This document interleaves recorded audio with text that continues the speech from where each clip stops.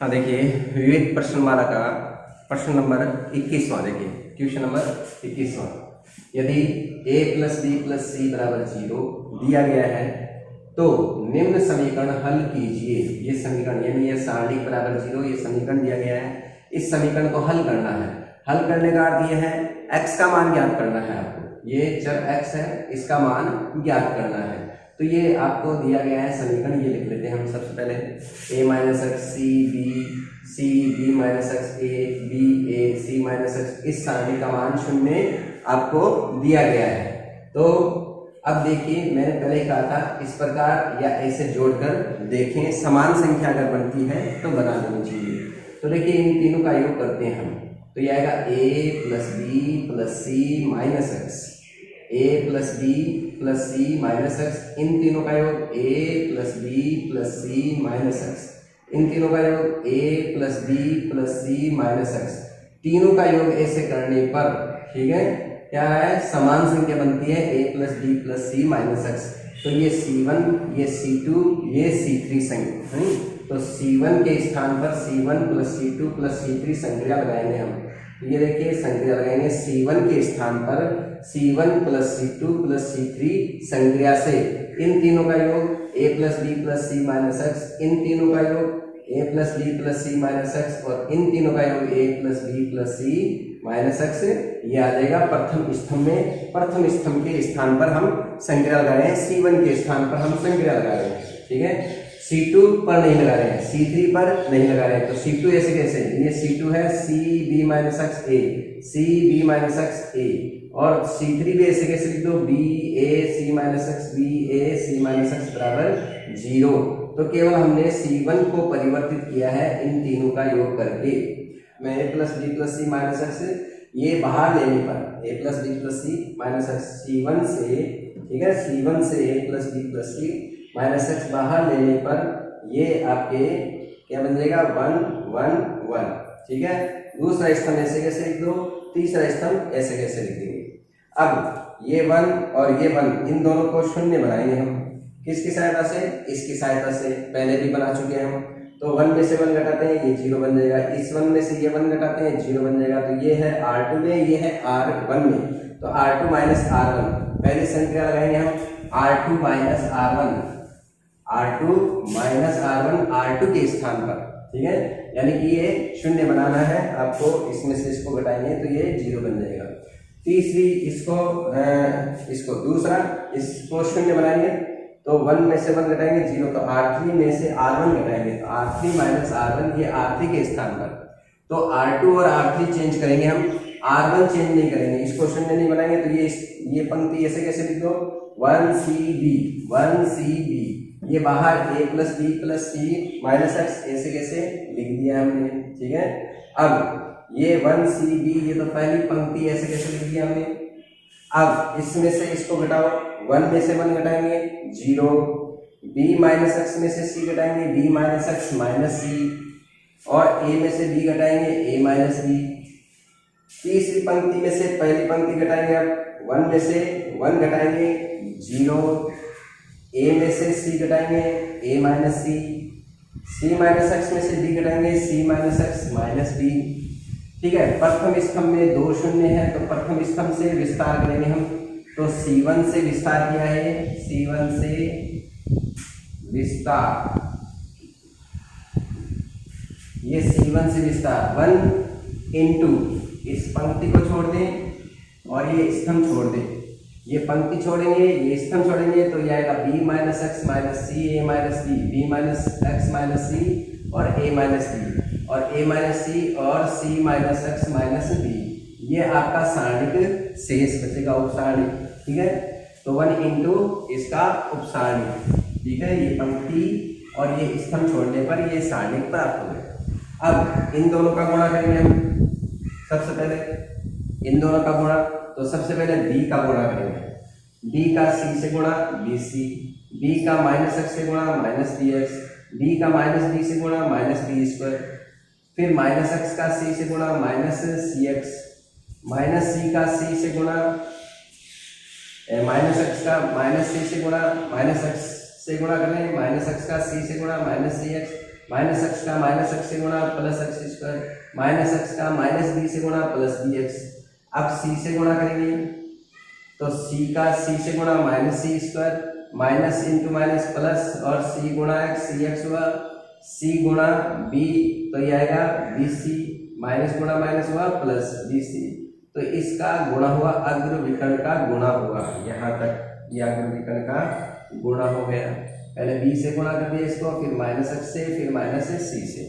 अब पश्चिम विकर्ण का जब गुणा करते हैं तो माइनस से गुणा करते हैं, और माइनस से गुणा करते हैं तो चिन्ह बदलता है, तो इसका गुणा करके चिन्ह बदल दो। तो ए का ए से गुणा, ए स्क्वायर चिन्ह बदलेंगे माइनस ए स्क्वायर, ए का माइनस बी से गुणा, माइनस ए बी चिन्ह बदलेंगे प्लस ए बी, माइनस सी का प्लस ए से गुणा, माइनस ए सी चिन्ह बदलेंगे प्लस ए सी, माइनस सी का माइनस बी से गुणा, ये आ जाएगा प्लस बी सी चिन्ह बदलेंगे तो माइनस बी सी, चिन्ह बदलना है।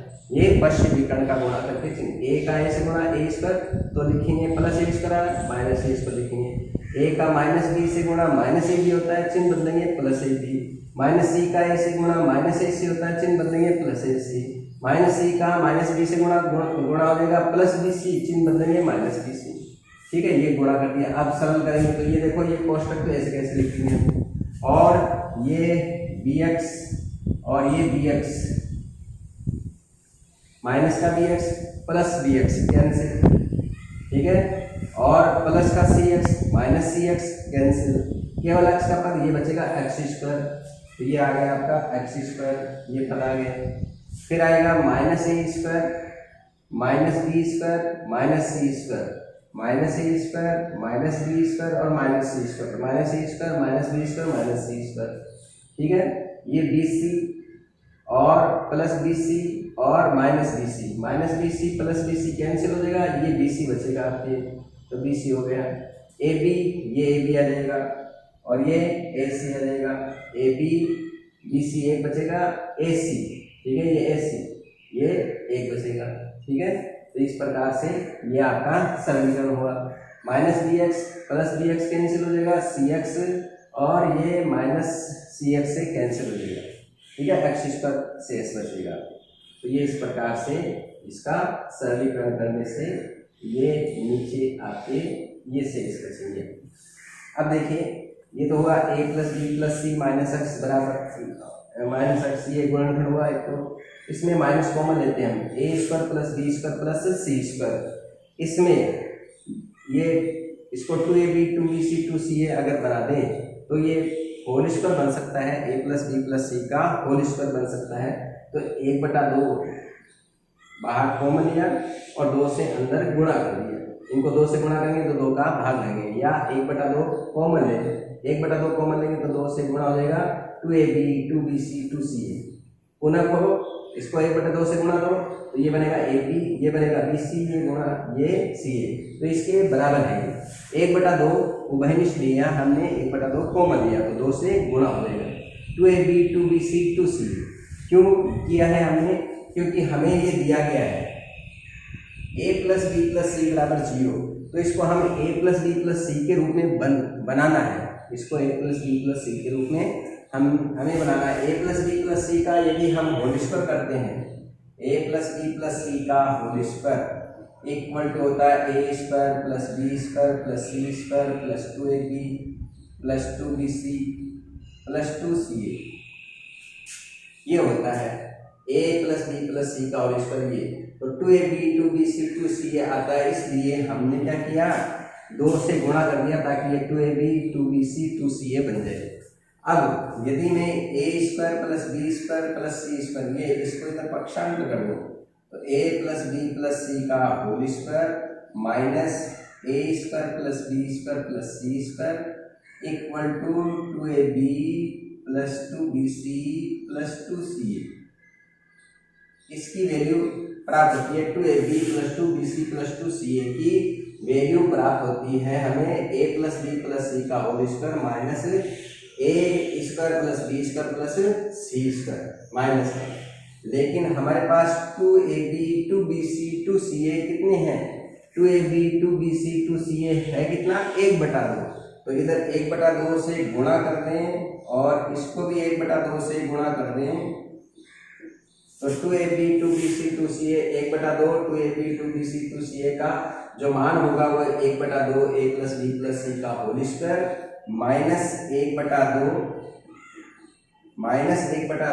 a square plus B square plus C square. a square plus B square plus C square किसके माइनस का 1/2, तो माइनस का 1/2 और माइनस का 1 ये a square plus B square plus C square, इसका जब मान रखेंगे हम 1/2 2ab 2bc 2ca का जब मान रखेंगे हम ये, तो 1/2 a प्लस बी प्लस सी का होल स्क्वायर ये तो हुआ 1/2 a प्लस बी प्लस सी का होल स्क्वायर माइनस का 1/2 a square b square c square, और ये माइनस का 1 और माइनस का 1/2 माइनस के कितना लेंगे ये 3/2 a square plus B square plus C square ये कितने हैं माइनस का 1 है, और यहाँ से आएगा माइनस का 1/2। इसका जब मान रखेंगे, इसका मान रखेंगे माइनस का 1/2 a square plus B square plus C square और माइनस का 1 और माइनस का 1/2 माइनस के 3/2 a square plus B square plus C square बन जाएगा, और ये 1/2 a प्लस बी प्लस सी का होल स्क्वायर ये आ जाएगा आपके इसका मान रखने पर। अब इसको a प्लस बी प्लस सी में जब बदलना है तो a प्लस बी प्लस सी का मान कितना है 0 दिया गया है आपको, ये रहा a plus B plus c बराबर 0 दिया गया है, तो a प्लस बी प्लस सी का मान 0 रखा 0 माइनस x, ये हुआ x स्क्वायर माइनस के 3/2 a square plus B square plus C square, और ये क्या हुआ 0, तो प्लस 0 लिखने की आवश्यकता नहीं है, और ये हुआ बराबर 0, चूंकि a plus B plus c बराबर 0 आपको दिया गया है, तो ये तो हुआ 0, ये शेष बच गया, और ये 0 माइनस एक्स। अब देखो या तो ये गुणनखंड 0 होगा तो माइनस एक्स बराबर 0 अर्थात एक्स बराबर 0, या तो ये 0 के बराबर तो माइनस एक्स बराबर 0 तो एक्स बराबर 0, और या ये कोष्टक 0 के बराबर होगा एक्स स्क्वायर माइनस के 3/2 a square plus B square plus C square बराबर 0। ठीक है, अब यहाँ पर एक तो ये आ गया आपका x बराबर 0 इम्प्लाइज दैट x बराबर 0, और एक आ गया आपके x square equal to 3/2 a square plus B square plus C square. इसको उधर पक्षांतर करने पर माइनस का इधर पक्षांतर किया प्लस का, ये आपका हल हुआ x बराबर 0 या x बराबर plus minus under 3/2 a square plus B square plus C square. ठीक है, यहाँ पर जो कैलकुलेशन है उसका थोड़ा सा ध्यान रखेंगे। 2ab 2bc 2ca को हम a प्लस बी प्लस सी का whole square minus a square plus B square plus C square लिख सकते हैं, तो minus a square plus B square plus C square को 1/2 से गुणा करेंगे, माइनस का 1/2 a square plus B square plus C square और माइनस का 1 माइनस के 3/2 a square plus B square plus C square बनेंगे। तो ये इस प्रकार क्वेश्चन नंबर आपका हुआ 21वां। क्वेश्चन नंबर 22वां, सिद्ध कीजिए ये सारणिक का मान 9a plus b into b का स्क्वायर है, ये सारणिक का मान इसके बराबर है। तो ये सारणिक लेते हैं लेफ्ट हैंड साइड, ठीक है, और लेफ्ट हैंड साइड लिया हमने। अब देखिए ऐसे जोड़कर या ऐसे जोड़कर देखें संख्या समान बनती है या नहीं बनती है। ऐसे जोड़ेंगे तो 3a प्लस 3b बनेगा, a 3a b और 2b 3b, a 3a और 2b और b 3b।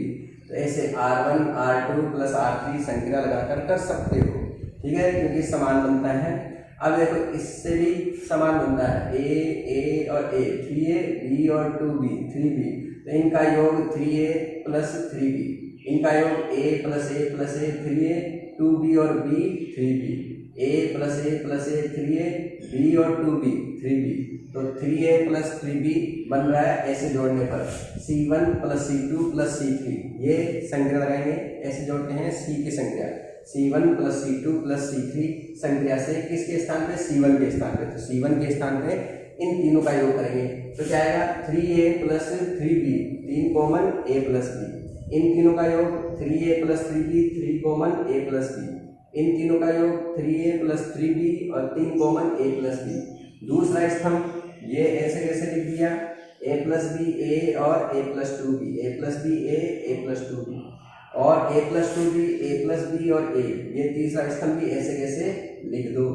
अब 3a प्लस b ये बाहर ले लेंगे हम, उभयनिष्ठ लेंगे प्रथम स्तंभ से C1 से 3 गुणा a प्लस b प्लस बाहर लेने पर, तो यहाँ क्या बन जाएगा 1 1 1, ये 1 1 1 3a प्लस b का भाग लगाने पर ये 1 1 बन जाएगा। ये सेकंड स्तंभ ऐसे कैसे, तीसरा स्तंभ ऐसे कैसे लिख दो। अब इसको 0 बनाएंगे, वही R2 में से R1 घटाएंगे, संज्ञा भी पहले ही लगाई थी इससे पहले, R2 माइनस R1 R2 के स्थान पर इसको 0 बनाएंगे इसकी सहायता से, तो R3 और ये R1, R3 माइनस R1, तो ये 0 हो जाएगा। तो सबसे पहले R2 और R3 चेंज हो रहा है, तो R2 और R3 चेंज होगा, R1 चेंज नहीं हो रहा है। R1 को ऐसे कैसे लिख दो, पहले R1 को ऐसे कैसे लिख दिया 1 a plus b a plus 2b, 1 a plus b a plus 2b, क्योंकि R2 और R3 चेंज कर रहे हैं, R1 चेंज नहीं कर रहे हैं। अब R2 चेंज कैसे कर रहे हैं, इसको इसमें से घटाएंगे, 1 में से 1 घटाया 0, a में से ये घटाएंगे a कैंसिल और ये आएगा माइनस का b, a प्लस b में से ये घटाएंगे हम a से a तो कैंसिल हो जाएगा, b में से 2b घटाएंगे तो माइनस के b माइनस 2b माइनस का b बचेगा। ये 1 में से 1 घटाएंगे R3 के स्थान पे, R3 माइनस R1, तो R3 माइनस R1, 1 में से 1 घटाया 0, a प्लस 2b में से a प्लस b घटाएंगे, क्या बचेगा b, a से तो ये कैंसिल, 2b में से b घटाएंगे b, a में से ये घटाएंगे a कैंसिल और ये आएगा माइनस का 2b। तो प्रथम स्तंभ से विस्तार कर लेंगे हम, तो 3 गुणा a प्लस b और 1 इंटू ये पंक्ति छोड़ दें और ये स्तंभ छोड़ दें, 1 गुणा ये स्तंभ, ये पंक्ति छोड़ने पर माइनस b, ये उपसारणिक शेष बचेगा b और माइनस 2b, ये उपसारणिक। अब इन दोनों का गुणा, ठीक है, ये तो ऐसा कैसे लिख दो, इन दोनों का गुणा माइनस गुणा माइनस प्लस 2b स्क्वायर, और फिर स्पष्ट विकर्ण का गुणा और माइनस, ठीक है, अग्र विकर्ण का गुणा 2b स्क्वायर होगा, इन दोनों का गुणा बीच में लगाएंगे माइनस, और ये minus b square, minus minus क्या हो जाएगा प्लस b स्क्वायर हुआ, ठीक है। पश्चिम विकर्ण का जो गुणा करके चिन्ह बदल के लिखेंगे, माइनस b स्क्वायर आ रहा है प्लस b स्क्वायर लिखिए यहाँ, ठीक है। तो ये b स्क्वायर और ये 2b स्क्वायर कितने हो गए 3b स्क्वायर, 3 इंटू 3 कितने हो गए 9, a प्लस b और ये होगा b स्क्वायर, ये होगा आपका राइट हैंड साइड सत्यापन होगा। क्वेश्चन नंबर 23वां, p plus q plus r बराबर 0 है तो सिद्ध करो ये सारणिक और पी क्यू आर गुणा ये सारणिक के बराबर है। तो हम सबसे पहले ये लेफ्ट हैंड साइड लेते हैं सारणिक, इसका मान निकालेंगे और फिर इसका मान निकालेंगे, दोनों क्या आने चाहिए बराबर होना चाहिए, ठीक है। उससे पहले एक सब समीकरण आपने पढ़ी होगी कि a plus B plus c बराबर अगर 0 होता है तो a cube plus b cube plus c cube equal to 3abc होता है। a cube plus b cube plus c cube का मान 3abc होता है, ठीक है। ये a cube plus b cube plus c cube minus 3abc बराबर 0 होता है। जैसे कि a cube plus b cube plus c cube minus 3abc के गुणनखंड क्या होते हैं, ये गुणनखंड होते हैं a plus B plus C, a square plus B square plus C square minus ab minus B C minus C, ये इसके गुणनखंड होते हैं। तो a प्लस बी प्लस सी का मान क्या दिया है 0, तो इसका मान भी क्या होगा, क्योंकि ये किसके बराबर इसके बराबर, लेकिन a प्लस बी प्लस सी का मान 0 है, इसलिए a cube plus b cube plus c cube minus 3abc, a cube plus b ये इसका मान भी क्या होगा 0, क्योंकि ये इसके बराबर a प्लस बी प्लस सी का मान 0 क्योंकि 0 गुणा ये राशि 0, तो a cube plus b cube plus c cube minus 3abc का मान 0, इसलिए a cube plus b cube plus c cube बराबर 3abc होता है। ये सब समीकरण है, यदि a plus B plus c बराबर 0 होता है तो a cube plus b cube plus c cube का मान 3abc होता है। लेकिन यहाँ पर दिया गया है p plus q plus r बराबर 0, p plus q plus r बराबर 0 यानी abc के स्थान पे p क्यू आर है, तो यहाँ पर ये बनेगा फिर p cube plus q cube plus r cube equal to 3p q r. इस सब समीकरण का यूज करेंगे हम। अगर p plus q plus r बराबर 0 तो p cube plus q cube plus r cube का मान 3p क्यू आर होता है। जैसे a प्लस बी प्लस सी का मान अगर 0 होता है तो a cube plus b cube plus c cube का मान 3abc होता है, ठीक है। तो इस सब समीकरण का यूज करेंगे। तो देखिए यहाँ पर सबसे पहले हम लेते हैं right hand side, left hand side लेते हैं। ये सारणी, इस सारणी में ए से जोड़कर ए से जोड़ेंगे या इस प्रकार जोड़ेंगे, कोई मान समान नहीं बनता है, घटाने पर अंतर करने पर समान नहीं बनता है।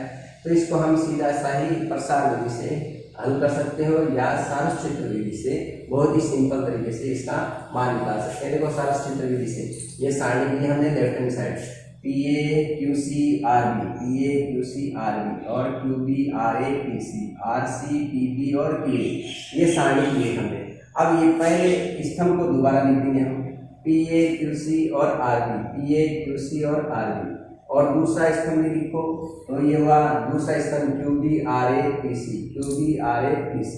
अब सारस्चित्र में क्या होता है, ये अग्र विकर्णों का गुणा, इस विकर्ण का गुणा क्या होगा PQR, और A गुणा A AQ, तो PQR AQ हुआ। इसका गुणा, इस विकर्ण का गुणा PQR A और AQ। इसी तरह इस विकर्ण का गुणा PQR और B गुणा B BQ हो गया। इस विकर्ण का गुणा PQR और C इंटू C CQ, तो PQR CQ हो गया। तो ये तो हुआ अग्र विकर्ण के गुणा, अग्र विकर्ण, पहला विकर्ण, दूसरा विकर्ण, तीसरा विकर्ण, इनका गुणनफलों का योग। अब माइनस पश्च विकर्ण, यहाँ से पश्च विकर्ण है ये, इस विकर्ण का गुणा, तो R गुणा R क्यूब, और ABC, तो R क्यूब ABC। इसका गुणा P इंटू P क्यूब, और ये हुआ A B और C, ठीक है, ABC, तो P क्यूब ABC आ जाएगा। Q इंटू क्यूब, और ये हुआ ABC और ABC। इसमें क्या कॉमन है, PQR, बाहर लेंगे हम, PQR कॉमन लिया हमने, तो यहाँ बचेगा A cube plus B cube plus C cube, तो A cube plus B cube plus C cube. यहाँ पर ABC बाहर लेने पर तो ये बचेगा R cube plus P cube plus Q cube, ठीक है। और अभी मैंने बताया था कि यदि P plus Q plus R बराबर 0 होता है तो P cube plus Q cube plus R cube का मान 3PQR लिख सकते हैं। P cube plus Q cube plus R cube का मान 3PQR लिख सकते हैं, क्योंकि P plus Q plus R बराबर 0 होता है तो इसका मान भी क्या होता है, 0 होता है, और इसलिए इस P cube plus Q cube plus R cube का मान क्या हो जाता है, ये पक्षांतर करने पर 3PQR के बराबर। तो इसका मान क्या रखा हमने, 3PQR। क्यों हमने इसका मान PQR में क्यों रखा, क्योंकि देखो राइट हैंड साइड में PQR आ रहा है, तो P cube Q cube R cube नहीं आ रहे हैं, तो इस P cube plus Q cube plus R cube का मान PQR में रखेंगे, तो ये आपको दिया गया है, इसलिए P cube plus Q cube plus R cube का मान 3PQR रखा है। अब देखिए PQR और ये PQR कॉमन, ठीक है, ये PQR और ये PQR बाहर कॉमन लिया, तो यहाँ से बचेगा A cube plus B cube plus C cube, और यहाँ से बचेगा माइनस का 3ABC, तो माइनस का 3ABC। ये आपका हुआ लेफ्ट हैंड साइड, समीकरण number A left hand side हुआ। अब हम राइट हैंड साइड लेते हैं। राइट हैंड साइड ये लिया हमने PQR और ये सारणिक ये लिया ABC CAB और BCA, इसको भी हम सारस्चित्र विधि से हल करेंगे, ठीक है, सारस्चित्र विधि से। तो ACB फिर से विकर्ण लिख लिया, ACB, BAC दूसरा विकर्ण BAC, दूसरा स्तंभ BAC, ये BAC दूसरा स्तंभ लिखा। प्रथम दो स्तंभों को दोबारा लिखेंगे हम सारस्चित्र में। अब इनका गुणा, अग्र विकर्ण का गुणा, इसका गुणा A क्यूब, ये PQR तो बाहर, इस अग्र विकर्ण का गुणा A क्यूब हो गया, प्लस इस अग्र विकर्ण का गुणा B क्यूब, इस अग्र विकर्ण का गुणा C क्यूब हो गया, तो ये अग्र विकर्ण का गुणा A cube plus B cube plus C cube, minus अपश्च विकर्ण का गुणा, इनका गुणा ABC, इसका गुणा ABC, तो ABC, और इसका गुणा AB और C, ABC, तो ये ABC कितने हो गए, 3ABC, तो माइनस का 3ABC। ये PQR ऐसे A cube plus B cube plus C cube, ये माइनस का 3ABC, समीकरण नंबर 2। 1 और 2 को ध्यान से देखें, दोनों क्या है, बराबर, तो 1 और 2 से लेफ्ट हैंड साइड और राइट हैंड साइड बराबर है, तो ये सत्यापित हुआ आपका क्वेश्चन नंबर 23। देखिए क्वेश्चन नंबर 24वां अंतिम क्वेश्चन है, इंपॉर्टेंट क्वेश्चन है। सिद्ध कीजिए कि ये सारणी का मान 5x + 4x - 4 का होल स्क्वायर, अर्थात ये गुणनखंड आना चाहिए, ये गुणनखंड आना चाहिए इस सारणी के लिए। तो गुणनखंड कब आएगा? जब ऐसे जोड़कर या ऐसे जोड़कर देखें इस कोई संख्या समान बनती है क्या। तो देखिए इस प्रकार लेफ्ट हैंड साइड में हमने इनको जोड़ेंगे, 2x और x कितना हो गया 5x + 4, तो 5x + 4 होता है 2x 4x और 1x 5x + 4, तो 5x + 4 बनता है। इन तीनों का योग भी 5x + 4 बनता है। तो ऐसे जोड़ेंगे हम C1 + C2 + C3 संक्रिया से, C1 + C2 + C3 संक्रिया से। ये किसके स्थान पे? C1 के स्थान पे, यानी पहला स्तंभ हम चेंज करेंगे, दूसरा स्तंभ परिवर्तित नहीं कर सकते हैं। आप R1 + R2 + R3 भी लगा सकते हैं। ये x 2x 3x और 5x 5x + 4 R1 + R2 + R3 से भी आप कर सकते हो। तो यहाँ पर हम C1 के स्थान पर लगा रहे हैं, पहला स्तंभ चेंज कर रहे हैं, C1 + C2 + C3। आप R1 से भी कर सकते हो ये क्वेश्चन। तो देखिए इन तीनों का योग कितना होगा 5x + 4, तो 5x + 4, इन तीनों का योग 5x + 4, इन तीनों का योग 5x + 4, तो C1 + C2 + C3, ये C1 के स्थान पे C1 चेंज हो गया। अब C2 कैसे लिखते हो? 2x x + 4 2x, ये ऐसे कैसे लिख दिया 2x x + 4 2x 2x x + 4 2x x + 4, ये C3 भी ऐसे कैसे लिख दिया हमने। अब C1 से 5x + 4 बाहर लेंगे हम, C1 से ये 5x + 4 बाहर लेने पर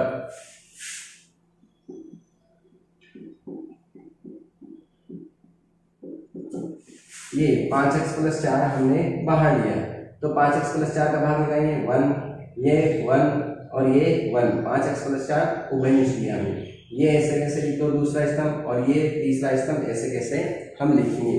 अब इस 1 को फिर से शून्य बनाएंगे, पिछले जब क्वेश्चन किया वैसे ही 1 में से 1 घटाएंगे 0, तो R2 - R1, तो संज्ञा एक तो R2 - R1 R2 के स्थान में लगाएंगे, इसको 0 बना रहे हैं। एक R3, इसको शून्य बनाएंगे तो R3 - R1, तो R3 के स्थान पे R3 - R1, R3 के स्थान पे R3 - R1, R2 और R3 चेंज कर रहे हैं, इन दोनों को चेंज कर रहे हैं, इसको चेंज हम नहीं कर रहे हैं। तो इसको ऐसे कैसे लिख दिया 1 2x 2x, ये ऐसे कैसे लिख दिया। अब R2 में से R1 घटाएंगे, तो 1 में से 1 घटाया 0, x + 4 में से 2x घटाएंगे, x + 4 माइनस के 2x, तो माइनस के 2x और माइनस प्लस का x 4 - x बन जाएगा, तो 4 - x, 2x में से 2x घटाएंगे 0, 1 में से 1 घटाया। अब R3 के स्थान पे R3 - R1, तो 1 में से 1 घटाएंगे 0, 2x में से 2x घटाएंगे 0, x + 4 में से फिर से 2x घटाएंगे, तो x + 4 में से 2x घटाएंगे 4 - x आ जाएगा। अब पहले स्तंभ से विस्तार करेंगे, C1 से विस्तार, तो C1 से विस्तार करेंगे, ये पंक्ति छोड़ें और ये स्तंभ छोड़ दें।